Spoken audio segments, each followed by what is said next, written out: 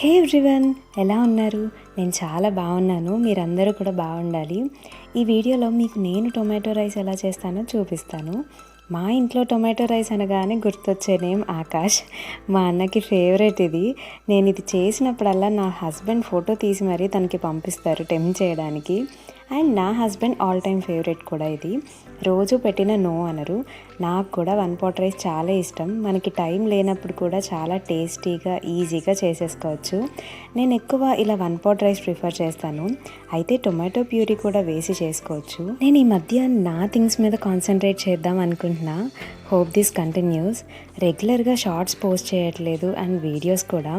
When I'm happy so called నా things మీద concentrate చేస్తాను, లేదా ఆలోచిస్తూ ఉంటా why people are like this అని.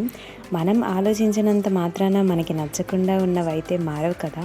మన కంట్రోల్లో ఉన్నవి మాత్రమే మనం చేయగలం. గైస్, ఇది నేను వేరే వాళ్ళకి యూజ్ అవుతుందని చెప్తున్నాను. అలానే నా వీడియోస్ నేను చూసుకున్నప్పుడు నా బ్రెయిన్ అలర్ట్గా ఉండాలి, వేరే వాళ్ళ గురించి ఆలోచించడం తగ్గించాలి అని నేను రిమైండ్ చేసుకోవడానికి.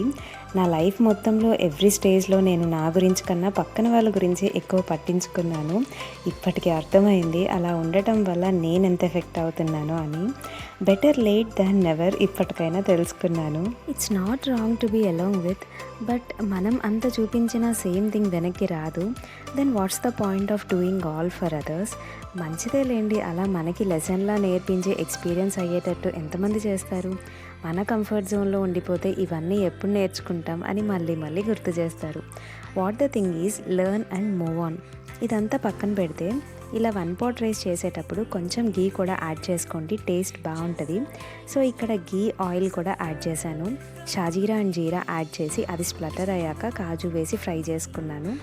ఆనియన్ స్లైసెస్లా మంచిగా కట్ చేసుకుని వేసుకోండి. తర్వాత ఒక గ్రీన్ చిల్లీ వేశాను. మీ టేస్ట్ బట్టి యాడ్ చేసుకోండి. ఆనియన్ ట్రాన్స్పరెంట్గా అయ్యాక కొంచెమే జింజర్ గార్లిక్ పేస్ట్ వేసుకుని సాటే చేసుకోవాలి. మంచిగా రోస్ట్ అయ్యాక టొమాటోస్ మీడియం సైజులో కట్ చేసుకుని వేసుకోవాలి. నేను ఇక్కడ చిన్నవి 4 తీసుకున్నాను. సాల్ట్ వేసి కవర్ చేసేసుకోండి. మంచిగా సాఫ్ట్గా అయ్యాక మాత్రమే స్పైసెస్ యాడ్ చేసుకోవాలి.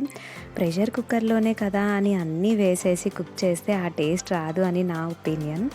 టైం తీసుకున్నా పర్లేదు, టేస్ట్లో అయితే కాంప్రమైజ్ రాకుండా చూసుకోవాలి.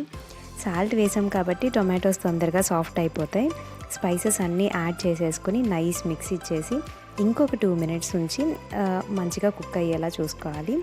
తర్వాత మీరు తీసుకున్న రైస్ క్వాంటిటీకి సరిపడా వాటర్ వేసుకుని కొంచెం బాయిల్ వచ్చాక టేస్ట్ చూసుకుని రైస్ కూడా వేసేసి ఒక 2 విజిల్స్ రానివ్వాలి. అంతే అండి, చాలా సింపుల్. ఒకసారి ట్రై చేసి చూడండి. ఇప్పుడున్న బిజీ లైఫ్కి అన్నిటికీ ప్రీమిక్స్ వచ్చాయి కదండి, ఇన్స్టెంట్గా అయిపోవడానికి. టైం లేక బయట తినే కన్నా ఇలా ప్రీమిక్స్ యూజ్ చేయడం బెటర్ ఆప్షనే.